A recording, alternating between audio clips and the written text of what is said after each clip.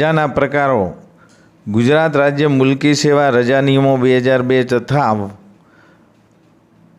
વખતો વખત ઠરાવ અનુસારની જોગવાઈઓ જોઈએ તો પહેલાં આપણે આ વિડીયોમાં તમામ રજાના પ્રકારની ચર્ચા કરશું. તો રજાના પ્રકાર, એનો નિયમ, મળવાપાત્ર રજા, કોને મળવાપાત્ર થાય અને વિશેષ વિગત શું છે એ ક્રમવાઇઝ આપણે અભ્યાસ કરીએ. તો સૌ પહેલાં પ્રાપ્ત રજા છે, એને હક રજા તરીકે પણ ઓળખવામાં આવે છે અને નિયમ નંબર 46.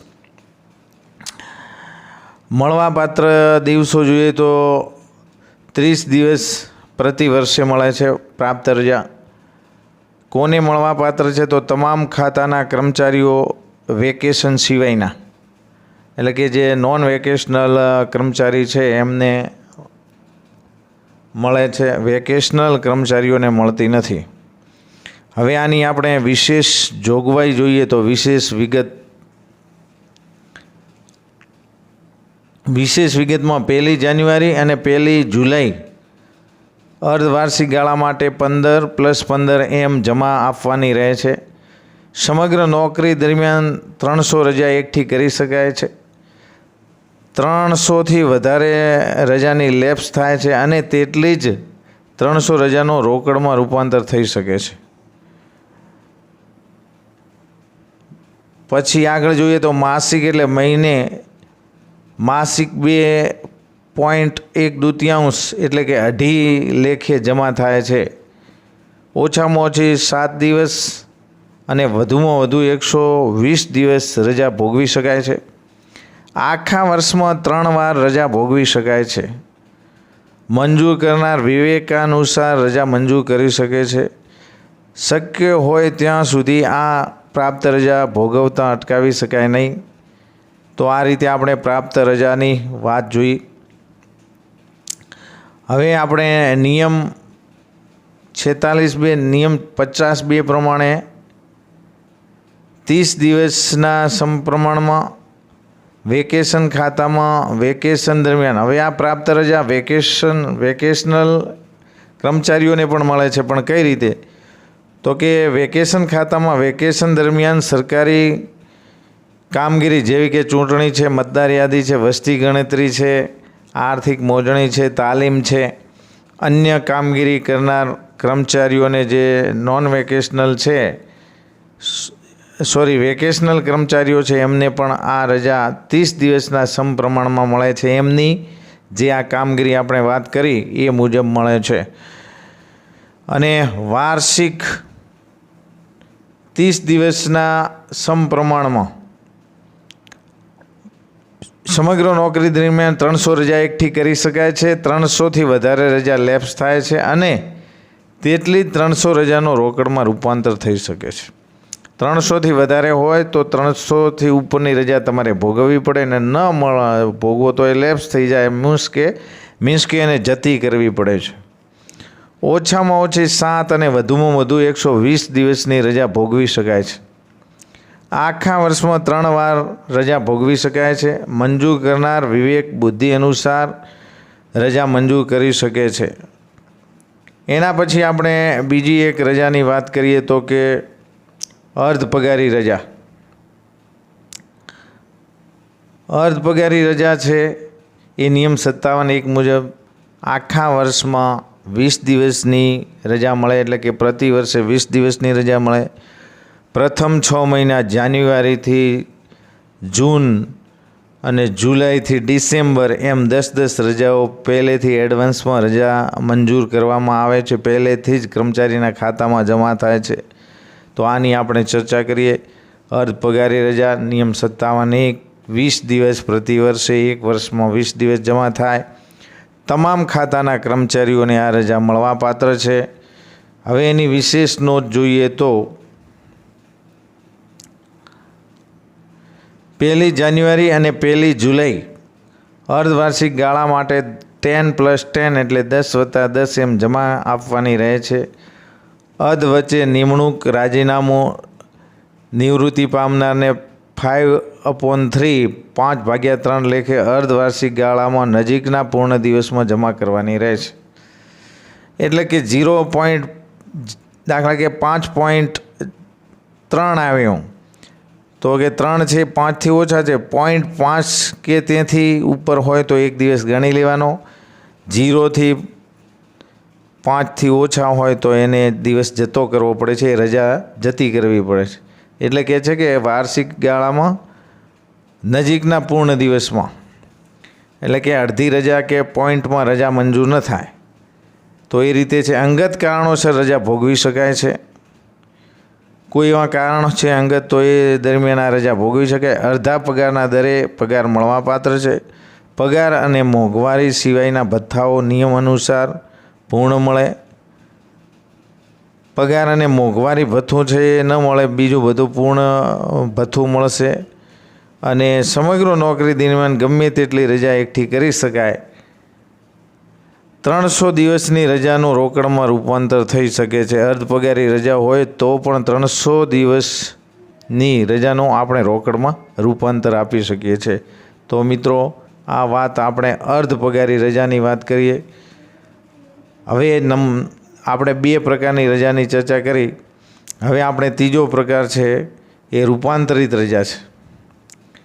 તો રૂપાંતરિત રજામાં તમે જોઈ શકો છો કે 58 નિયમ તમામ કર્મચારીઓને આ રજા મળે છે.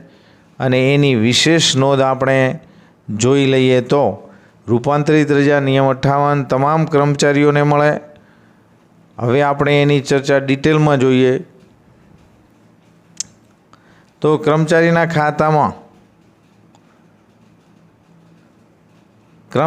ખાતામાં અર્ધ પગારી રજા જમા હોય તો આ રજા મળવા પાત્ર છે. કઈ રૂપાંતરિત રજા? ભોગવેલ રજાની બમણી રજા ઉધારવામાં આવે. જેટલી રજા તમે ભોગવી છે, દાખલા કે 10 ભોગવી તો 20 અર્ધ પગારી રજા ઉધારી અને એનું રૂપાંતર થઈ જાય એટલે રૂપાંતરિત રજા કહેવાય. આ રૂપાંતરિત રજા છે તબીબી પ્રમાણપત્રના આધારે મળવા પાત્ર છે. ઓછામાં ઓછા 7 દિવસ તેમજ મંજૂર કરનાર અધિકારી 7 દિવસ કરતાં વધારે પણ વિવેકાનુસાર રજા મંજૂર કરી શકાય છે. જાહેર હિતમાં 90 દિવસની રજા મેડિકલ પ્રમાણપત્ર વિના પણ મંજૂર કરી શકાય.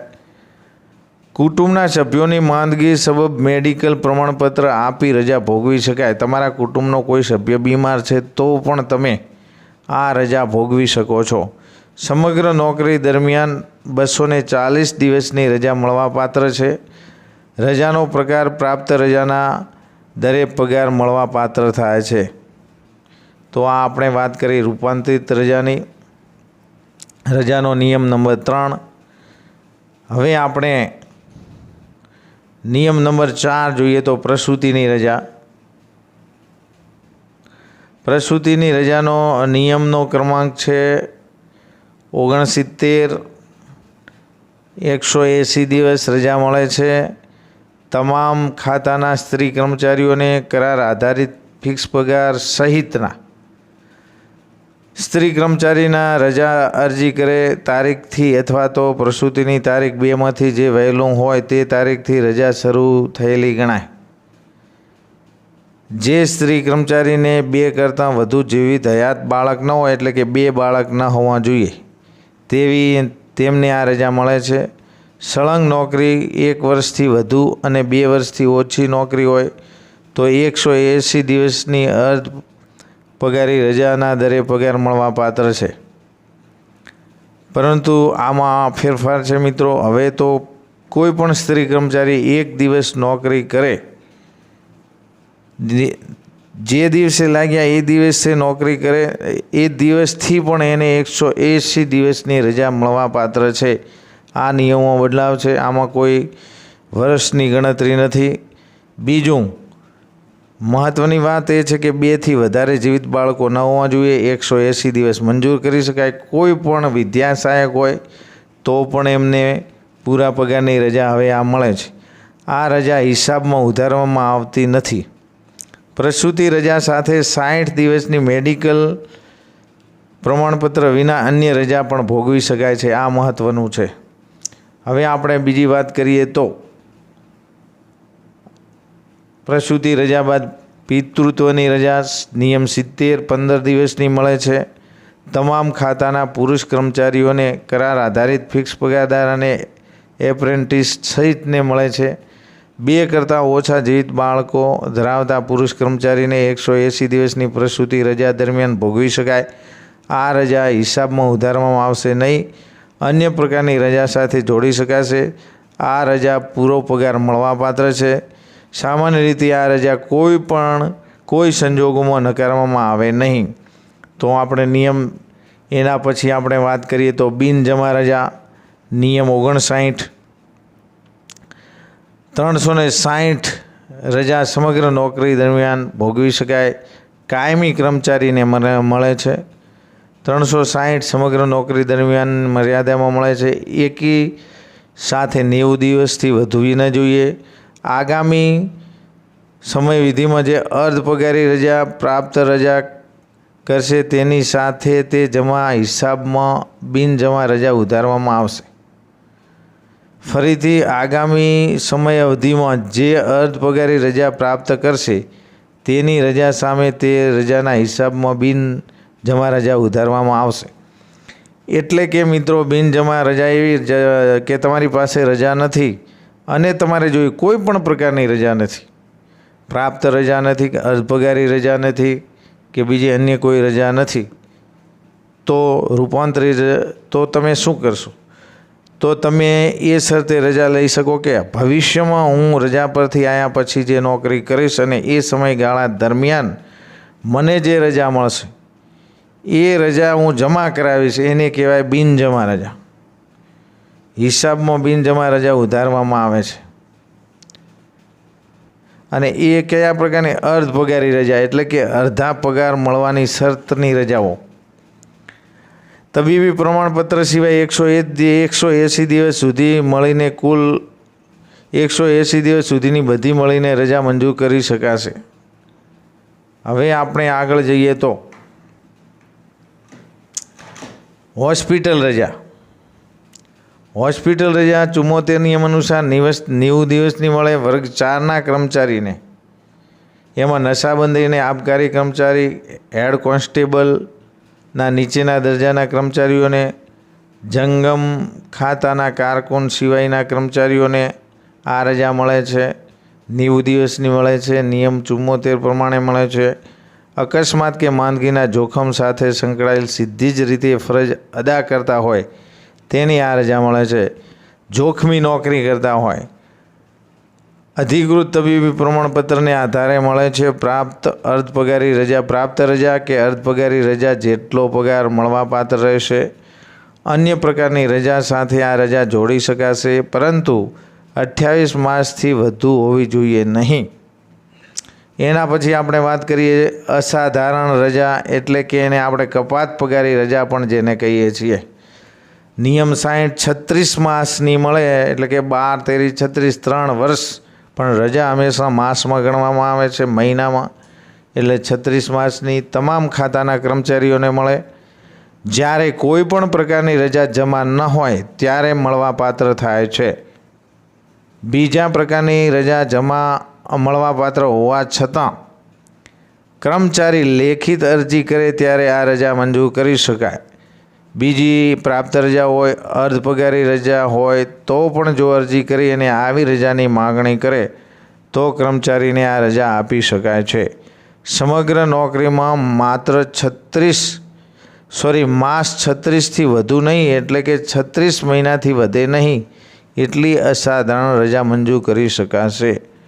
અપવાદના કિસ્સામાં નિયમ અનુસાર વિવિધ જોગવાઈઓ મુજબ 9 માસ, 12 માસ, 15 માસથી વધુથી સળંગ અસાધારણ રજા મંજૂર કરી શકાય નહીં. 2 અસાધારણ રજા વચ્ચેનો ગાળો કે વેકેશન કે અન્ય કોઈ પણ પ્રકારની રજાને એક સળંગ અસાધારણ રજાના ગાળા તરીકે ગણવામાં આવશે. રજા વિનાની ગેરહાજરીને મંજૂર કરનાર અધિકારી પાછળની અસરથી અસાધારણ રજામાં પરિવર્તન કરી શકાય.